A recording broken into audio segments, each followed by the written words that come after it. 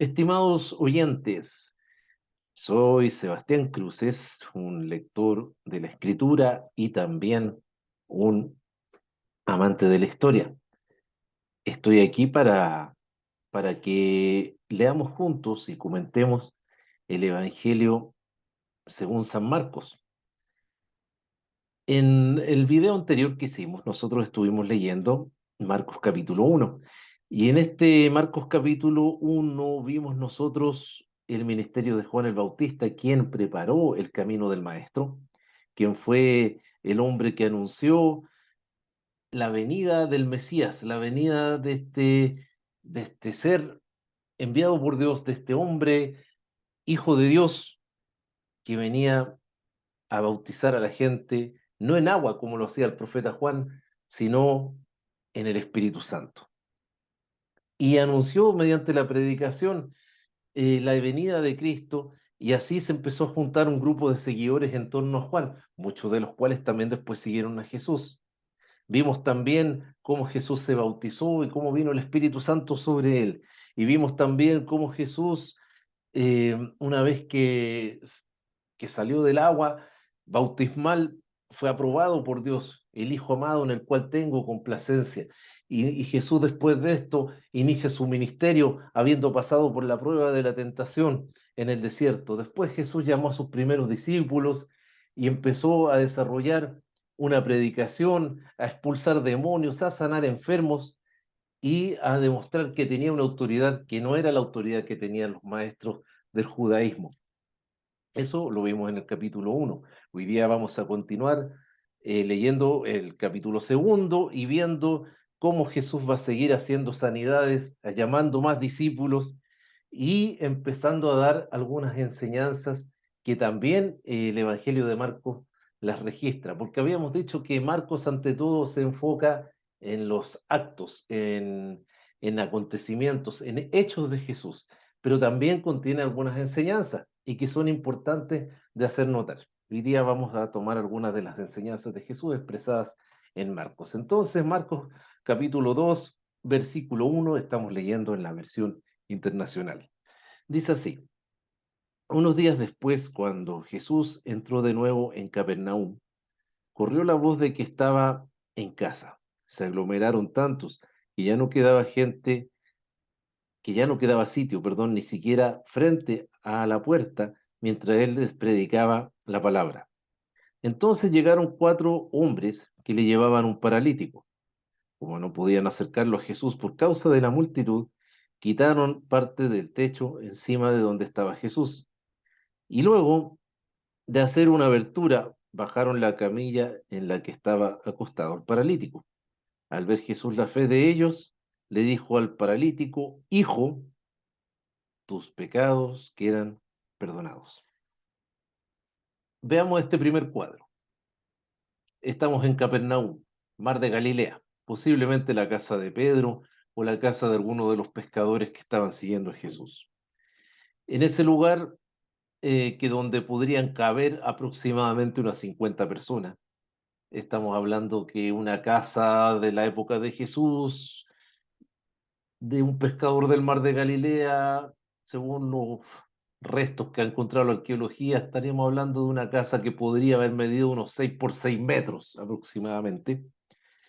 Eran casas que tenían un terrado que estaba hecho de madera y de barro, y por lo tanto era posible con algo de esfuerzo poder hacer una abertura sobre ese terrado, por ejemplo, para hacer entrar un camastro con un paralítico, que fue lo que hicieron estas personas. A Jesús le llamó la atención ese esfuerzo, le llamó la atención que no solamente era gente que lo estaba siguiendo. Dice el Evangelio de Marcos que a Jesús lo empezó a seguir mucha gente, que la gente se aglomeraba en torno suyo, por lo tanto Jesús ya no podía andar por cualquier lugar.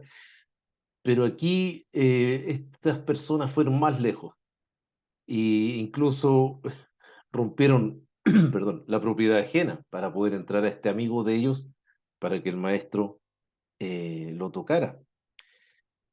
Y bueno, entraron con el paralítico por el techo de esa casa, y Jesús, al ver la fe, en respuesta a la fe de los amigos de este paralítico, y del propio paralítico le dijo: hijo, tus pecados quedan perdonados.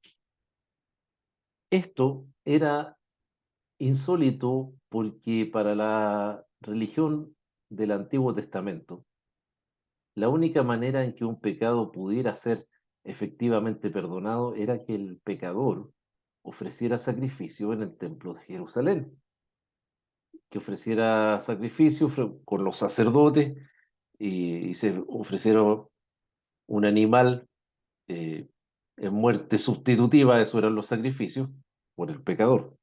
Pero aquí Jesús se toma una atribución divina y él mismo perdona el pecado de ese paralítico. Y dice el versículo 6 en adelante lo siguiente: estaban sentados allí algunos maestros de la ley que pensaban: ¿y por qué este habla así? Está blasfemando. ¿Quién puede perdonar pecados sino solo Dios? En ese mismo instante Jesús supo en su espíritu que esto era lo que estaban pensando. ¿Por qué razonan así? Les dijo. ¿Qué es más fácil decirle al paralítico: tus pecados son perdonados, o decirle: levántate, toma tu camilla y anda? Bueno, aquí vemos que estaban estos rabinos, estos maestros de la ley. No habían dicho nada, solamente estaban pensando, pero esos pensamientos que ellos tenían le eran conocidos a Jesús. Y ellos estaban cuestionando lo que hacía Jesús, decían: ¿cómo Jesús puede perdonar pecados? Solamente Dios puede hacer eso. Es más, ellos en su mente estaban pensando que Jesús estaba blasfemando, aunque no era así, porque realmente para la ley judía una blasfemia podía ser mencionar el nombre de Dios en circunstancias inapropiadas, o podía ser el invitar a una persona a seguir otro Dios. Eso era la blasfemia. El perdonar un pecado no era una blasfemia. Pero ellos piensan que al hablar Jesús de esa forma, se estaba igualando a Dios. Y ahí es donde ellos ven la gravedad de la situación. Pero Jesús, que sabía lo que ellos pensaban, les dice: bueno, ¿y qué es más fácil? Dice en el versículo 9: decirle al paralítico, tus pecados son perdonados, o decirle: levántate, levántate, toma tu camilla y anda. Y aquí dice el versículo 10: pues para que sepan que el Hijo del Hombre tiene autoridad en la tierra para perdonar pecados, se dirigió entonces al paralítico: a ti te digo, levántate, toma tu camilla y vete a tu casa. Él se levantó, tomó su camilla enseguida y salió caminando a la vista de todos. Ellos se quedaron asombrados y comenzaron a alabar a Dios. Jamás habíamos visto cosa igual, decían. Imaginémonos por un momento el dramatismo de esta escena. Este hombre paralítico que tenía que ser trasladado en esa camilla, en un camastro, se empieza a mover, porque Jesús le dice: levántate, toma tu cama y anda. Está la autoridad, está el poder de esta persona, de Jesús, que puede hacer que camine un paralítico. Ya se sabía que había sanado un leproso, que había echado fuera demonios, se sabía que tenía un poder especial y que ese poder solamente podía provenir de que Jesús era una persona que hacía la voluntad de Dios, de que era un hombre respaldado por el poder de Dios. Y aquí Jesús hace este milagro frente a los maestros judíos, pero también había perdonado los pecados de ese hombre. Y ellos decían: solamente Dios puede perdonar pecados. Entonces aquí está una muestra, una primera muestra que Jesús hace de algo que para nuestra doctrina es sumamente importante, que es que Él es Dios también. La deidad de Cristo empieza a ser aquí demostrada. Ellos se quedaron asombrados y comenzaron a alabar a Dios. Lo interesante es que Jesús también aquí se llama a sí mismo como el Hijo del Hombre. En el arameo, que era el idioma que hablaba Jesús, la expresión hijo de hombre significaba ser humano. Él era un ser humano, pero también era Dios, lo cual nos recuerda la doctrina de la hipóstasis de Cristo. Él es plenamente humano, pero también es plenamente Dios. Vamos al versículo 13. De nuevo salió Jesús a la orilla del lago. Toda la gente acudía a él y les enseñaba. Al pasar vio a Leví, hijo de Alfeo, donde éste cobraba impuestos. Sígueme, le dijo Jesús, y Leví se levantó y lo siguió. Esto era algo insólito, porque Leví dice era alguien que estaba cobrando impuestos. En la versión Reina Valera más clara dice los tributos públicos. Este hombre era lo que se llamaba un publicano. Los publicanos eran cobradores de impuestos eh, eh, que lo establecía el Imperio Romano. El Imperio Romano les daba esa autoridad para recaudar fondos que iban a dar no a los pobres ni a la ciudad, sino que gran parte de esos fondos iba a dar al Imperio Romano y lo que no era del Imperio Romano quedaba para el publicano. Por lo tanto, estas personas eran despreciables porque abusaban de sus propios conciudadanos y según los fariseos y según los maestros judíos, atentaban contra los derechos o las necesidades de los más pobres. Entonces, este Leví era un tipo que la gente despreciaba, una persona a la cual nadie quería, y posiblemente una persona rica que tampoco le importaban mucho los demás. Lo interesante es que este Leví es Mateo, este mismo Mateo que escribió el Evangelio de Mateo y que fue también uno de los apóstoles de Cristo. Y a este hombre tan despreciable Jesús lo llama y le dice, sígueme. Y Leví obedeció y dejó su trabajo y su posición y su entrada de dinero, que no debe haber sido poca, y empezó a seguir a Jesús. Y dice el versículo 15, perdón, sucedió que, estando Jesús a la mesa en casa de Leví, muchos recaudadores de impuestos y pecadores se sentaron con él y sus discípulos, pues ya eran muchos los que le seguían. Cuando los maestros de la ley, que eran fariseos, vieron con quién comía, les preguntaron a sus discípulos, ¿y este come con recaudadores de impuestos y con pecadores? Al oírlos, Jesús les contestó, no son los sanos los que necesitan médicos, sino los enfermos. Yo no he venido a llamar a justos, sino a pecadores. Resulta que Jesús fue a la casa de Levi, de este hombre tan pecador y despreciable, y se sentó a la mesa de su casa, donde no solamente estaba Leví, sino que había más recaudadores de impuestos, más de este tipo de personas tan despreciables, y otros que dice que eran pecadores. Bueno, hay que entender que en la mentalidad de los judíos de esa época, un pecador podía ser cualquier persona que no era observante de la religión. Pero obviamente para los que eran observantes y en particular para los fariseos que se preciaban de ser los mejores observantes de la religión, el fariseísmo era un partido político, y eran los hasidim, los puros, ¿ya? Aquellos que seguían la ley de Moisés al pie de la letra, seguían las tradiciones de los maestros y se preciaban de eso. La mayoría de los maestros judíos pertenecían a ese partido fariseo, porque eso era símbolo de estatus y símbolo, o sea, no de un estatus social, sino más bien de un estatus religioso, de, era símbolo de ser gente destacada dentro de la sinagoga, era símbolo de llevar una vida que era santa hasta donde ellos lo entendían.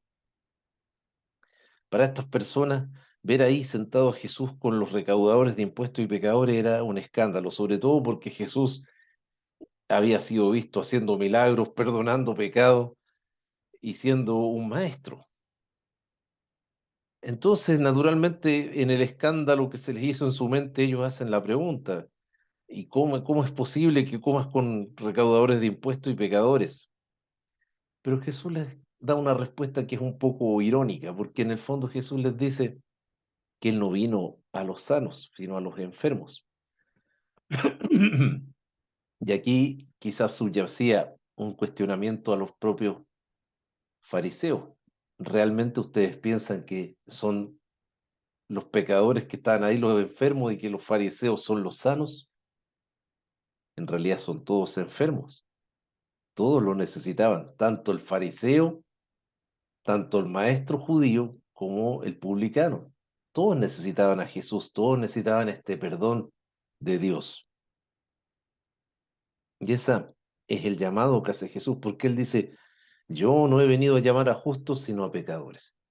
Y con esto está extendiendo el llamado a todos, a aquellos que en su corazón y en su mente sabían que tenían pecado, o más bien a aquellos que eran capaces de reconocer que tenían ese pecado, no a los que pensaban que eran puros por el solo hecho de cumplir una ley, sino a los que sabían que ni siquiera a través del cumplimiento de la ley realmente podían alcanzar esa perfección, que solamente, esa santidad que solamente puede dar Dios mismo.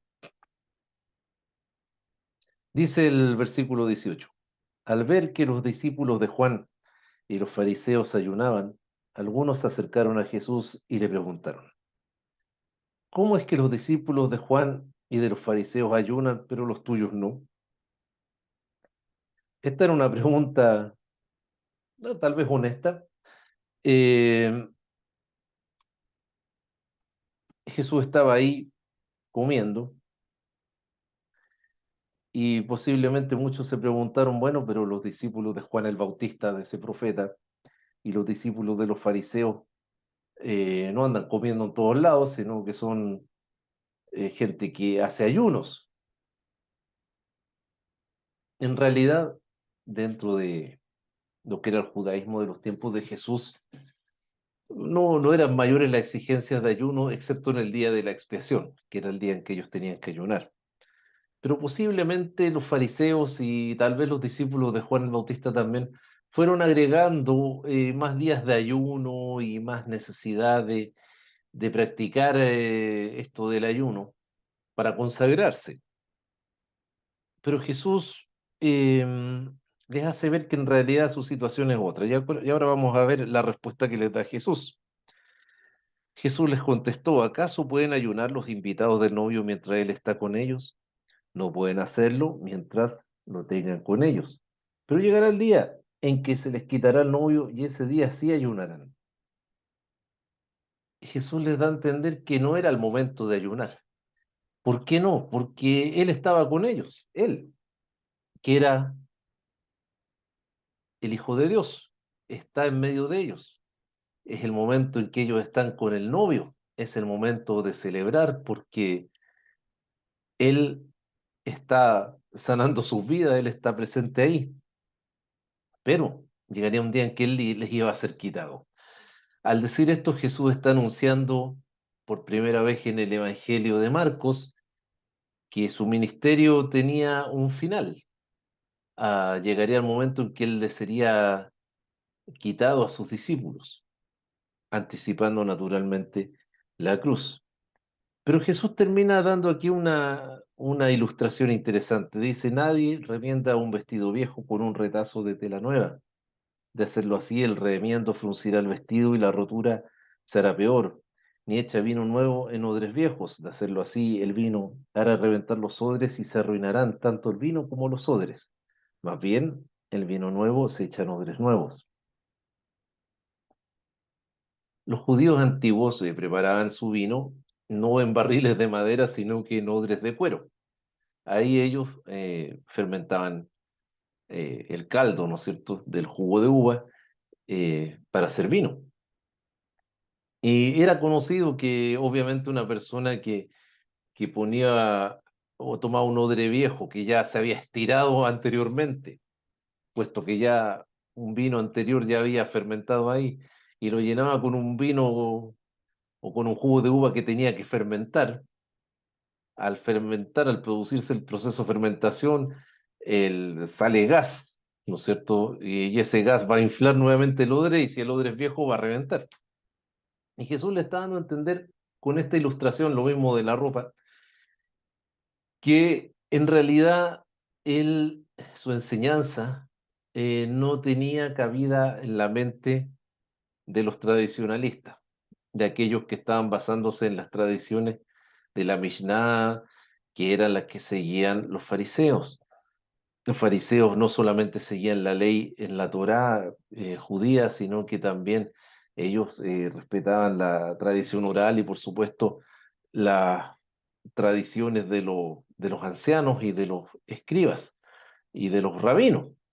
Por lo tanto, ahí tenían un montón de normas y de leyes que se ponían en torno o alrededor de la misma ley del Decálogo y del Pentateuco, o Torá, como decían ellos. Jesús da a entender que en realidad lo que él trae no puede ser contenido dentro de esas normas de los fariseos, no puede ser contenido dentro de las tradiciones de los maestros. Él trae una nueva enseñanza, una nueva manera de comprender la revelación divina y es algo nuevo. Eso es lo que le está dando a entender Jesús en esta parte. Y dice el versículo 23, dice, un sábado, al cruzar Jesús los sembrados, sus discípulos comenzaron a arrancar a su paso unas espigas de trigo. Mira, le preguntaron los fariseos, ¿por qué hacen ello lo que está prohibido hacer en sábado? Él les contestó, ¿nunca han leído lo que hizo David en aquella ocasión cuando él y sus compañeros tuvieron hambre y pasaron necesidad? Entró en la casa de Dios cuando Abiatar era el sumo sacerdote y comió los panes consagrados a Dios que solo a los sacerdotes les es permitido comer, y dio también a sus compañeros. El sábado se hizo para el hombre y no el hombre para el sábado, añadió. Así que el Hijo del Hombre es Señor incluso del sábado. El sábado era un tema en la cultura de los judíos porque era el día de reposo. En los 10 mandamientos se prohíbe estrictamente, digamos, olvidarse del sábado y tenía que ser respetado. Cualquier persona observante de la religión sabía que el día sábado no podía trabajar. Pero Jesús ese día está haciendo algo que no de acuerdo a la Torá, sino de acuerdo a las tradiciones de las que estamos hablando, que eran tan importantes para los fariseos, sobre todo, estaba prohibido hacer el sábado, que era arrancar espigas y comérselas. En realidad había muchas cosas que los fariseos prohibían hacer el día sábado. Por ejemplo, estaba prohibido llevar una carga, a tal extremo que, por ejemplo, no se podía trasladar un enfermo un día sábado porque eso implicaba llevar una carga y eso era trabajo. Una mujer no podía llevar aros el día sábado porque eso era llevar una carga y era trabajo. Y había toda una normativa sobre la base de tradiciones de los maestros, eh, de las cosas que se podían o no se podían hacer un día sábado. Y bueno, lo interesante es que estos fariseos estaban curiosamente en un campo de trigo, en un trigal, el día sábado. ¿Qué hacían unos fariseos el día sábado, que era su día de reposo sagrado, en medio de un trigal? La única respuesta posible es que estos fariseos estaban espiando lo que hacía Jesús. Querían saber qué hacía Jesús con sus discípulos un día sábado, y efectivamente descubrieron que Jesús estaba haciendo algo que ellos consideraban prohibido. Y la respuesta de Jesús es clara. En realidad el sábado se hizo por causa del hombre, no el hombre por causa del sábado. Las necesidades fisiológicas son más importantes que las necesidades religiosas desde el punto de vista que aquí plantea Jesús. Por eso es que, por ejemplo, cuando el rey David tuvo hambre, pudo comerse los panes de la proposición, panes consagrados que solamente podían comer los sacerdotes, porque aquello que podía ser visto como una falta desde el punto de vista religioso, dejaba de ser una falta si se hacía para cubrir una necesidad física o una necesidad de salud o una necesidad fisiológica. Y aquí Jesús fundamenta lo que está diciendo. En realidad el sábado se hizo para el hombre. Es un día de descanso para el hombre. Es un día para que los hombres que descansan tuvieran tiempo de centrarse en las cosas de Dios y de descansar y parar sus labores. Y no es el sábado en sí mismo un objetivo. Y eso es algo que Jesús deja planteado en estos pasajes. porque el Hijo del Hombre es Señor incluso del sábado. Y con esto Jesús termina poniendo un broche de autoridad a su enseñanza. A fin de cuentas, Él es Señor del sábado. No, el sábado no se puede enseñorear de Jesús. Es Jesús el Señor del día sábado. Bueno, queridos auditores, les agradezco su atención. Si están escuchando esta lectura, espero que les sea de bendición y que nos ayude esto a meditar en la palabra de Dios. Que tengan una bonita semana. Adiós.